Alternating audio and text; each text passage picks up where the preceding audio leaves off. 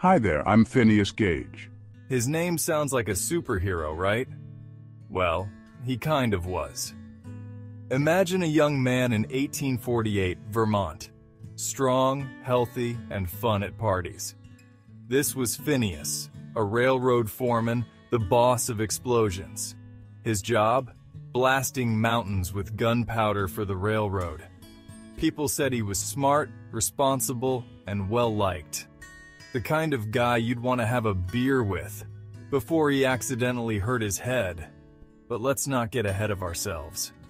Before the accident, Phineas was living a good life. He was known for his charm, his wit, and his ability to get things done.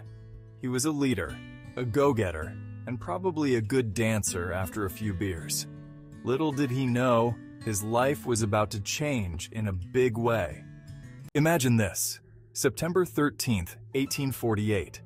The sun is shining, birds are singing, and Phineas is doing what he does best, playing with explosives. He's prepping a blast, tamping down some gunpowder with a 3-foot-long iron rod. Yes, you read that right, a 3-foot-long iron rod. This wasn't a tiny teaspoon, folks. This was the real deal. Suddenly, boom! A spark ignites the powder, turning the iron rod into a human-launched rocket. Now, where did this rocket decide to land?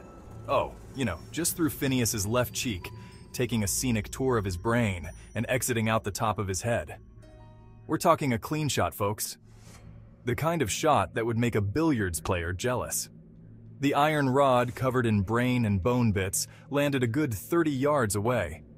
You could say it went viral, 1840s style. And Phineas, well, he was still standing. Shocked, confused, and with a rather large ventilation system installed in his skull, but standing nonetheless. You'd think a little thing like a brain piercing would slow a guy down, right? Not our Phineas. He hopped in a cart, went back to town, and walked himself to the doctor. Doctor, I had a slight mishap. He probably said with a casual shrug and a face full of gunpowder.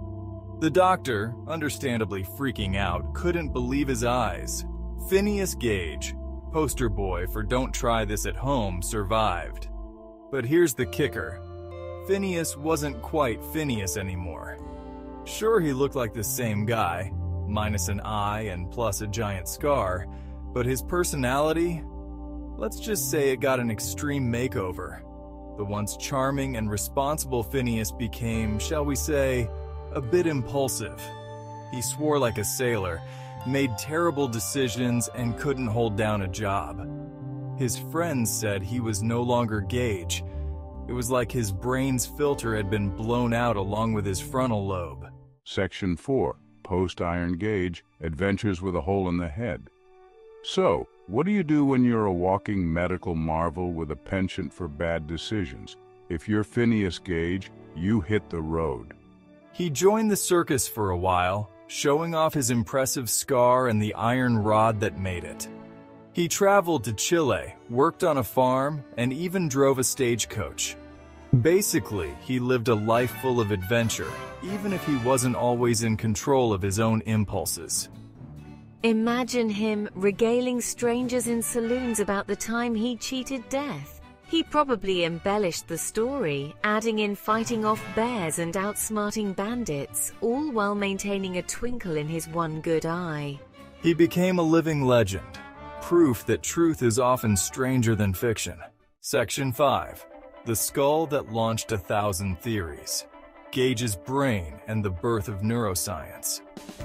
Phineas Gage's story might sound like a tall tale, but it's 100% real. And it's not just a good bar story. It's a cornerstone of neuroscience. See, back in the 1800s, people didn't know much about how the brain worked. They thought personality was all in your heart or your liver, or maybe even your left big toe. Phineas's case changed all that. Doctors realized that different parts of the brain controlled different things. They figured out that the front part, the part Phineas rearranged with an iron rod, was responsible for things like decision-making, impulse control, and not swearing like a sailor in front of your grandma.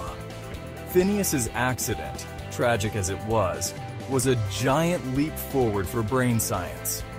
It was like accidentally discovering penicillin, but instead of curing infections, it cured ignorance about the brain. Section 6. Why Gage Still Matters.